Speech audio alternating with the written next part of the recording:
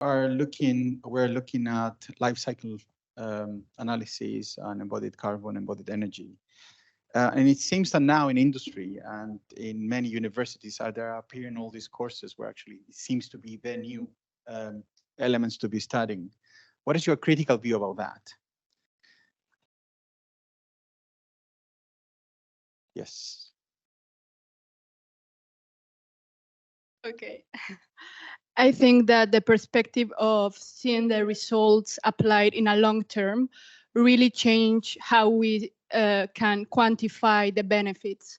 Because if you only see what it helps in 1 year, I mean, it's beneficial, but you can really see the impact of your improvements or your design or the passive strategies.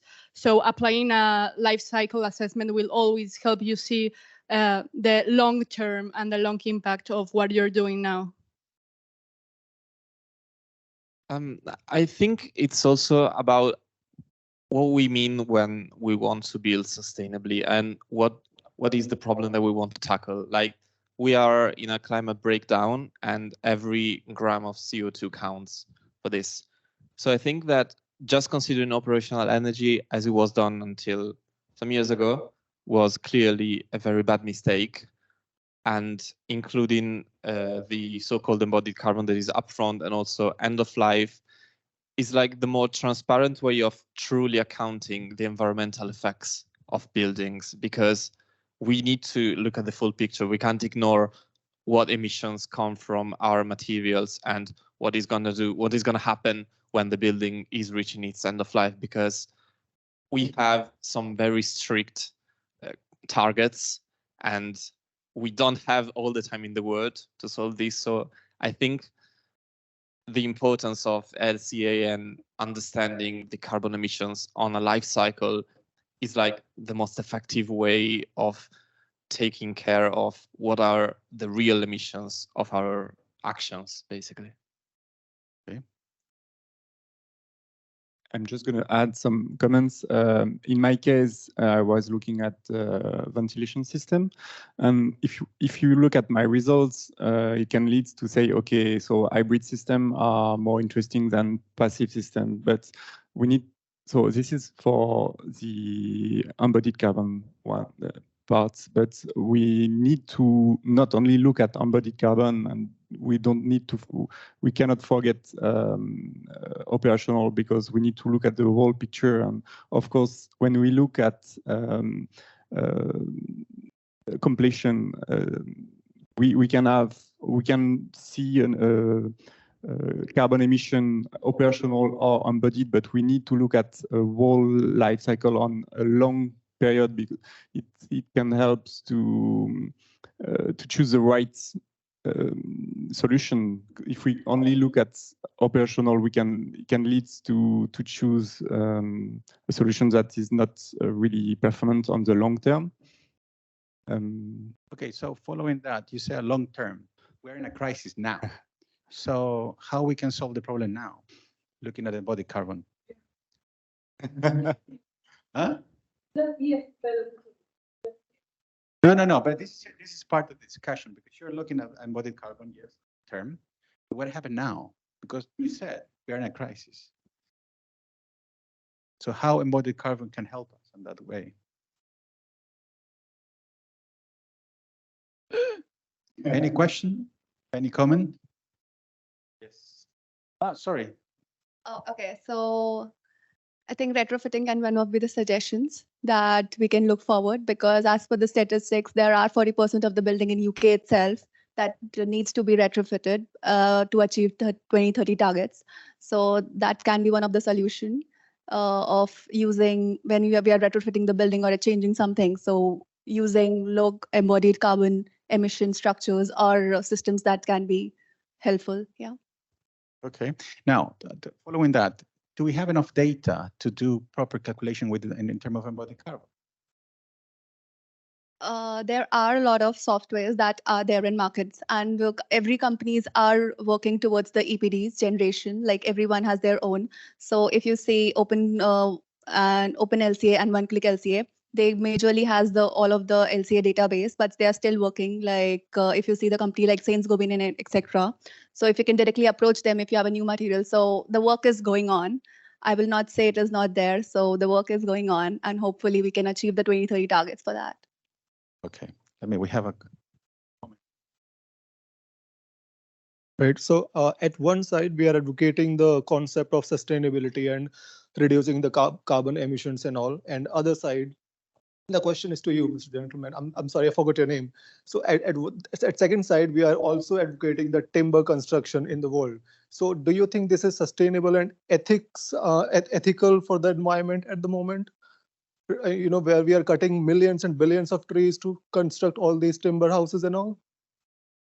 Yeah, this is like one of the topics that I think it's more interesting. I touched it a bit in my literature review. I didn't have time for today, but it's a very deep topic and a super important question. The answer for what I found in some papers and research is that as of now, forests are growing faster throughout on the planet than our consumption.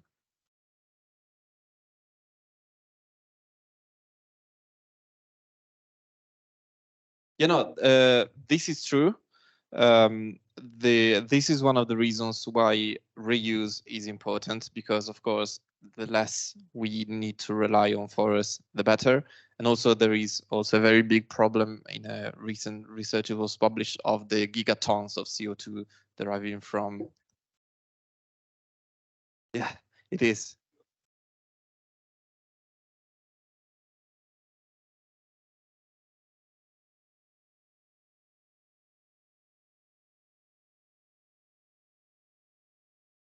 Yeah, it's very complex as a topic, and I think it's not yet objectively resolved as a thing. As of now, I think slightly more than half of the harvested wood is for energy, that is burning to keep us warm, and that of course needs to go down. So if the percentage of all the harvested wood, if the percentage of wood that we harvest for buildings go up compared to energy, is going to be a good thing. But yeah, an objective will be to facilitate the even higher growth of forests.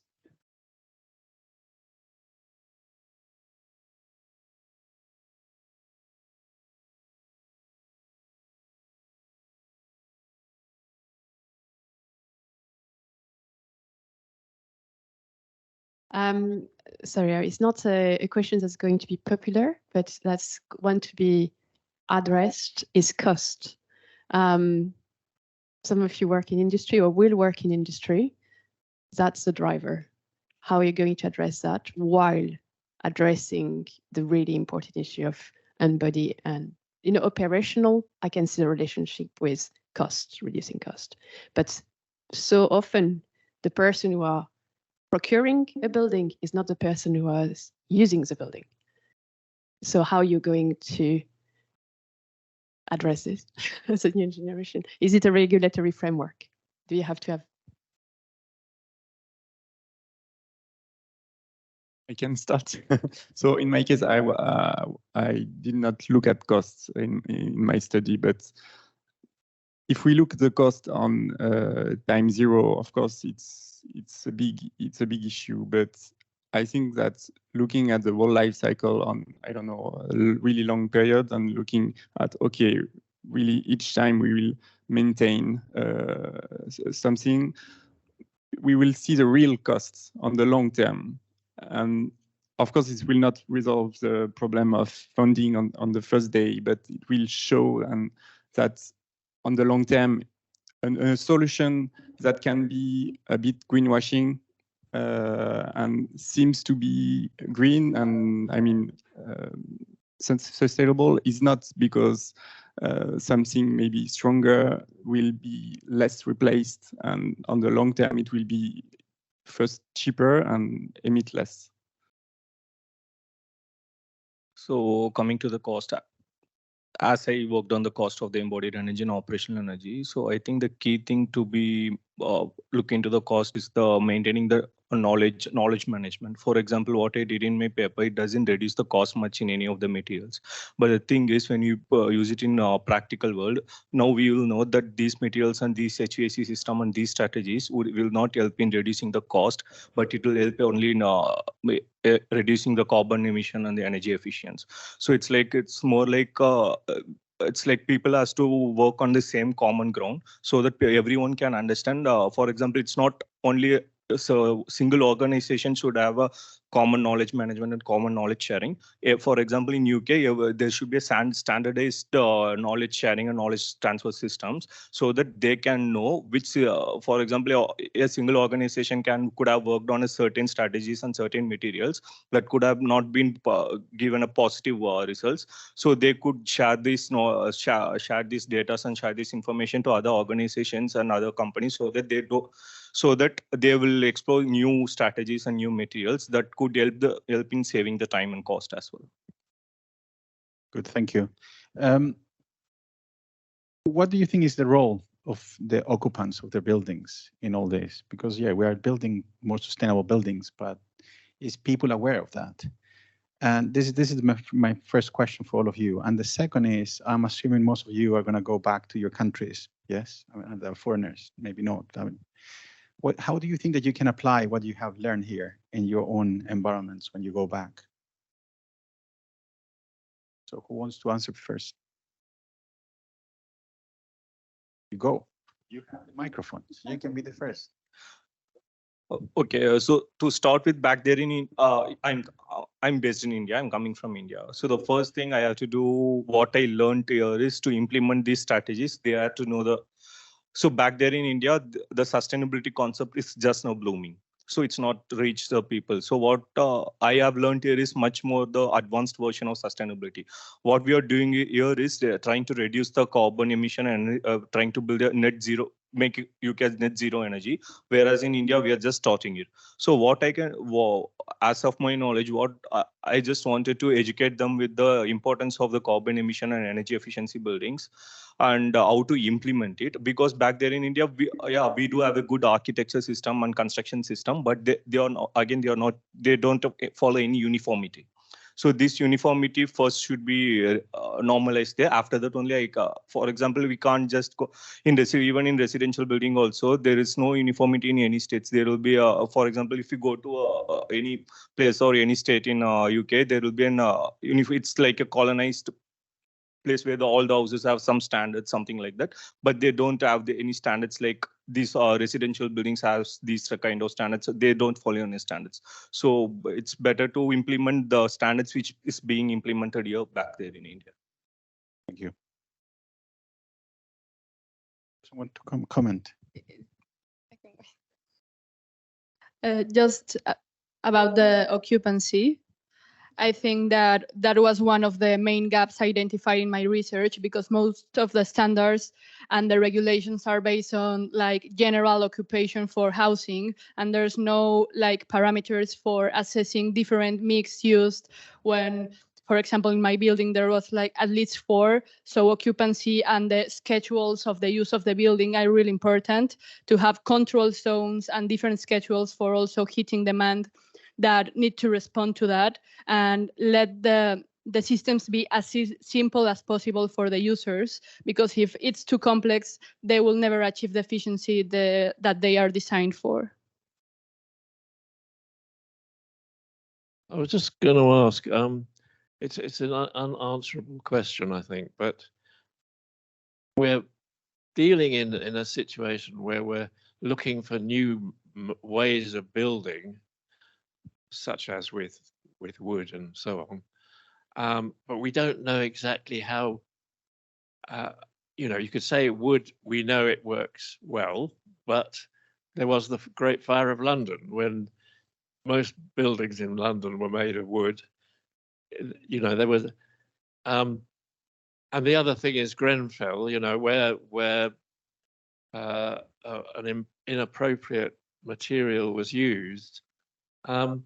And I wondered if you'd ever thought about how we deal with this, because once I heard a famous scientist talking to a group of architects in the AA, Architectural Association, and he said, well, supposing concrete disintegrates after 50 years, we don't know that it won't. We hope it won't, but we don't know that it won't. What do we do then? And I think this is a question that, as I say, you don't have the answers to, but one which we need to consider at all times, and how we could deal with a situation where, like with reinforced aerated concrete or whatever it's called, it suddenly turns bad on us, you know. And I just wondered whether you'd thought about that at all. Wants to answer that? Well, I think that we need to rely on the academic research and the professional research on materials and their capacity to perform in a long term, because we can't never know. So I need that the scientific research on the technologies, the systems, the types of assemblies need to be assessed to have a more reliable thing to trustable strategies to use new systems. Thank you. Any other question? We have one over.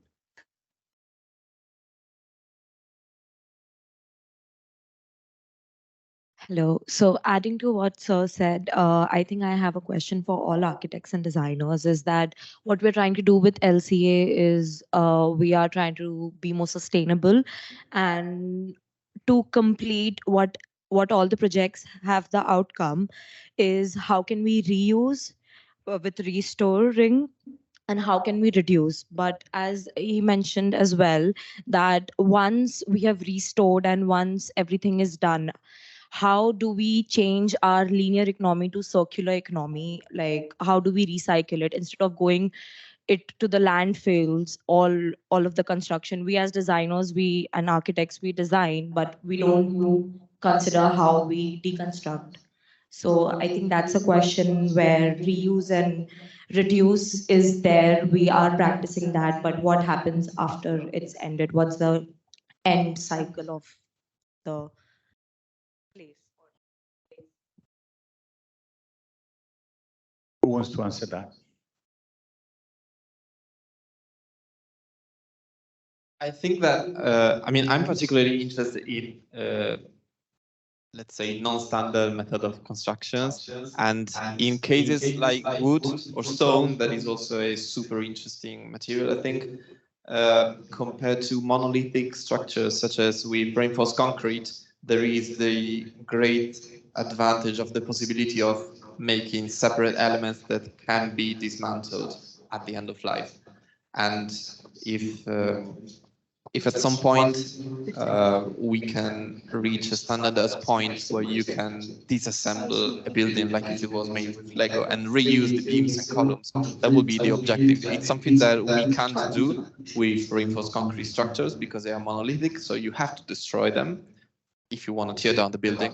But with some other methods of construction, including steel, it's something that can be done. And this is for structures. Then for walls and slabs, there are also other methods of doing this, such as using like modular facades, where you have all your facade elements that are like little modules that can be taken down, replaced, reused somewhere else. So I think once we set free of the normal way of construction with reinforced concrete and these kind of monolithic structures, opening opportunities for reuse rather than recycle or landfill or incineration is going to be a super important step that will going to be facilitated and hopefully also subsidized and, you know, a bit imposed from the top. I want to add, like today, bio-based materials are also in the industry, which are very much contributing to the circular economy. So like a mycelium foam and everything. So these can be appreciated and contributed. Yeah, thank you. Thank you. A final question, if there is any. We have time. Lunch is not ready. Okay, so I'm going to ask a question to Elsa. So you use as part of your methodology, you have a comfort criteria, but you said that in that building there's many activities. So what is your view on that comfort criteria for the different activities that you were planning, or you say that the building is going to have? Can we apply that criteria for a cooking class or for a dancing class? Is that correct? Thank you for the answer. Actually, I studied CIBSE has different comfort ranges depending on the activities. And for example, new standards as a passive house just have a more like flexible between 20 and 25. That was the one I used for being able to compare like in the same range all of the typologies. But of course, the heating gains, the internal gains from each activity are different. For example, for the bakery, they do have a lot of heat gains that helps them get to the comfort zone because it's really cold. So yes, it needs to be assessed differently. But I think a good parameter to make them all the same is that you can actually have benchmarks to achieve, because if you have different things for everything, it's what is happening, that there's no standards for mixed use because it's too difficult to tailor every room to a different target. So it's a limitation that needs to be assessed depending on the building, but having a regular benchmark gives you the opportunity to have more standards used. Thank you. Any follow-up question? I'll continue with my question to make the, okay, so yes, good. Thank you for helping with this. Okay, thank you, panelists, yes. And my question or my comment will be to the last speaker. I mean, in your presentation, you mentioned something about resilience, climate resilience. So apparently you had done some work around future scenarios of overheating in the structure yes, Elsa, yes. So if I remember correctly, that's what you did. I wanted to just give me some more light on the methodology. What kind of data sets did you use for that? Yes, thank you. From the data gathered in the rooms in summer, there was one room that showed more overheating risk. So with that as a baseline, I did some dynamic simulations using climate weather data files, DSY, with high, medium emission scenarios for the 3 different years. So considering the same amount of emissions for each scenario. And that data considers how the climate change is affecting towards and beyond the 2050 targets. So focusing on that room that presented overheating risk, I applied the passive strategies of natural ventilation to see how would it perform without ventilation and with ventilation in each of the 3 different climate scenarios. And what I found also was that even for winter, we will need some ventilation too, because if only considering the summer period was not enough and it was still overheating a little. So being able to use the data simulations can help us understand how the big building will perform later and make them more resilient from now. Use strategies that will be helpful for that scenarios too. Thank you. Questions.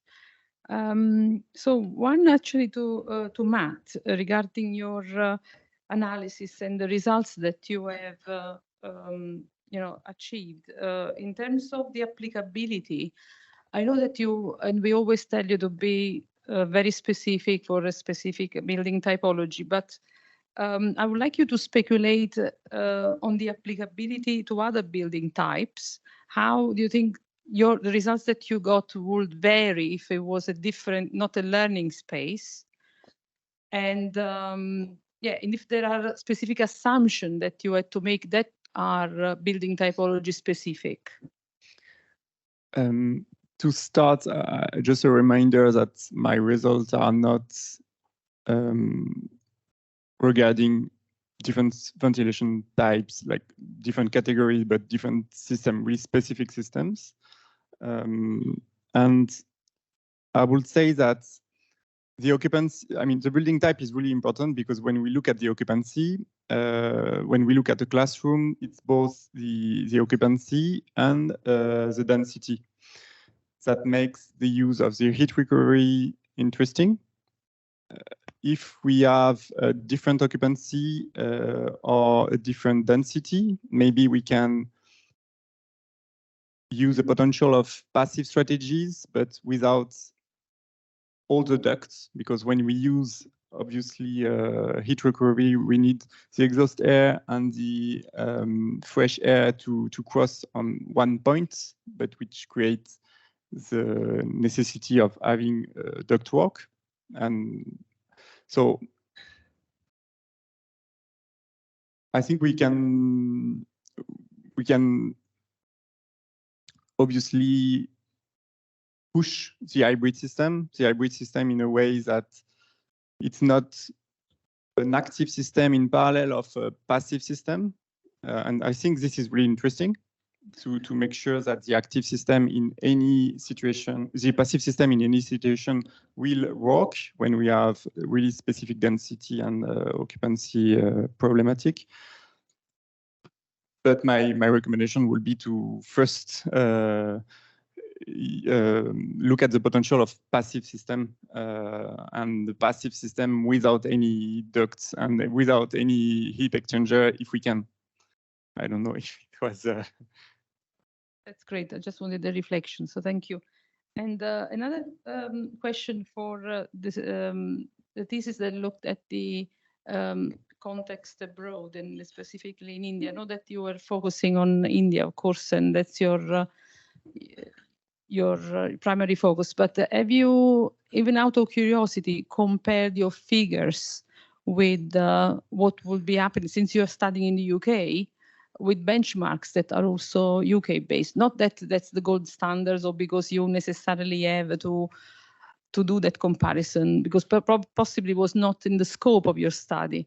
But just sometimes comparing things is also a form of internal benchmarking. So if you had, even out of curiosity, if you've done that and what you had found from it. So regarding the benchmarking system, what we use mostly in UK is BREEAMS and LEEDs, BREEAMS mostly.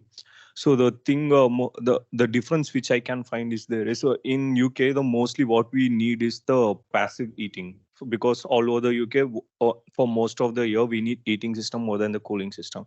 But it's not the same case in India. It's very different, as I mentioned there. So we need a vast standards. We can't just stick to one standards where we need just the cooling for the whole year, because at south part, we need cooling for almost 6 to 7 months, whereas in contradictingly in the northern parts and eastern parts, we will be needing heating system for more than 6 to 7 months a year. So the system, what suggests in Indian system is it's a mixed climatic condition. So the standards like ENBC, what they are suggesting is no, even the ENBC and GRIHA standards does not have the benchmark for satisfying all the states. So that's where the problem that was my problem statement in my thesis. But whereas in UK, though it's the UK is actually implementing the BREEAMS and other benchmarking standards efficiently. And I think one of the major reasons because it has a standardized benchmarks, like mostly it needs cooling in most part of the year. It's just 2 to 3 years it's need cooling. So for so this kind of differences I can find in the benchmarking systems. Also, not to forget that we are comparing a subcontinent. You know, India has a huge variability of climate and region with the UK, but and also will depend very much, as you say, on the climatic conditions. And also, if we are considering operational energy or or embodied carbon. But it's okay. I just, you can move on and. Yeah. So I actually did the analysis for India and for UK also. So I think material availability and database is also a huge difference, like the U value and all which we use in UK. And they are very much a contributing factor to the embodied energy, and the operational energy is not same as per the availability of the materials that we use in India. And then you can say occupancy is also one of the factor that we see here and in India. So there are some standards. National Building Code, we have some standards in India. But as far as I have studied, like the way BREEAM standards and SIPSI standards are there, LETI standards are there for embodied energy and the operational energy. There are not very much set standards. So as we were discussing, like there can be a global standard that can be set up and that can contribute to the different climatic conditions. I mean, that can be one of the factors that can be studied, like how modular we can be in terms of the standardization also. Good. Any other question? If not, well, let's thank our panelists for wonderful presentations. Thank you very much. Good work. So we're going to close session 2 and we're going to have lunch now. How long we have for lunch? So we're going to, okay, we can come back here at 2, please. Okay, and we start with session 3. So thank you very much. Thank you very much again to all of you. Good work. Well done.